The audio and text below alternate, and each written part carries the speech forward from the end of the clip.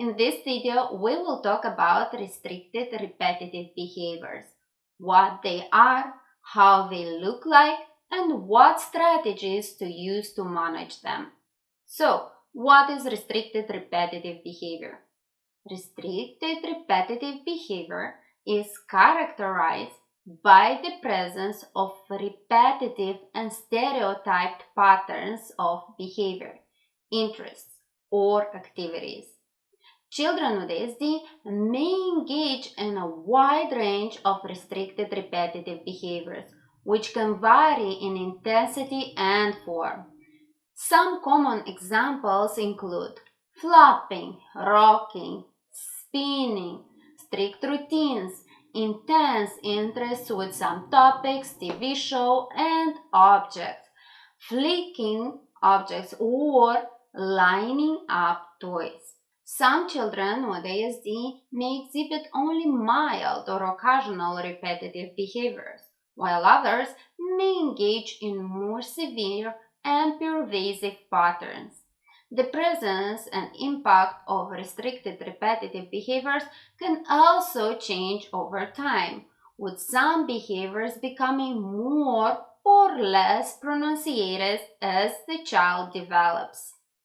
Managing restrictive and repetitive behaviors in children with autism spectrum disorder requires understanding, support, and intervention strategies. Here are some strategies that may be helpful. First, understand the cause of the behavior. It is important to recognize that restrictive and repetitive behaviors are often coping mechanisms for children with ASD. Try to understand the purpose or cause of the behavior. Does it help the child regulate their emotion, reduce anxiety, or provides a sense of predictability? Understanding the underlying reason can guide your approach. If the reason is sensory, then the strategy here will be to interrupt and redirect the restricted repetitive behavior when it is occurring. For example, if the child is spinning in a circle, you will interrupt and redirect the behavior by taking the child's hands and singing slowly the song "Ring around the rosy" and move slowly. This way, you are taking away that sensory pleasure from the child, and the kid will lose interest in the spinning behavior at that moment. Second, manipulate the environment. Children with ASD often thrive in structured and predictable environments. Establish a daily routine with clear schedules and visual support to help the child anticipate and understand what comes next. Consistency can help reduce anxiety and the need for restrictive behaviors. Third, offer alternative options.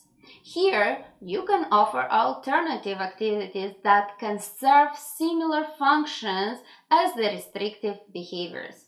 For example, if a child engages in repetitive hand flopping, you could introduce sensory toys or fidget objects that can provide the similar sensory experiences while being less disruptive or restrictive.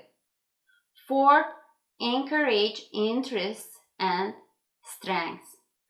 Identify and encourage the child's special interests or strengths. Involving the child in activities related to their interests can provide a sense of purpose and engagement, potentially reducing the need for restrictive behaviors.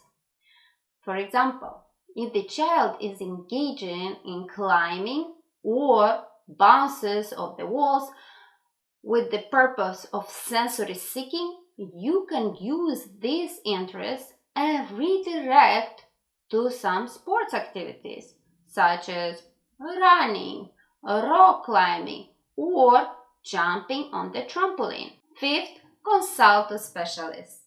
Consult with professionals who specialize in working with individuals with ASD, such as psychologists, behavior analysts, or occupational therapists. They can provide tailored strategies and interventions based on the child's specific needs and behaviors. Those specialists will observe, analyze, and assess a child's behavior to find out the real function of the behavior and implement strategies based on the specific function. Sixth, promote sensory regulation. Sensory issues often accompany ASD, and restricted behaviors can be a reason to sensory overload or seeking sensory stimulation.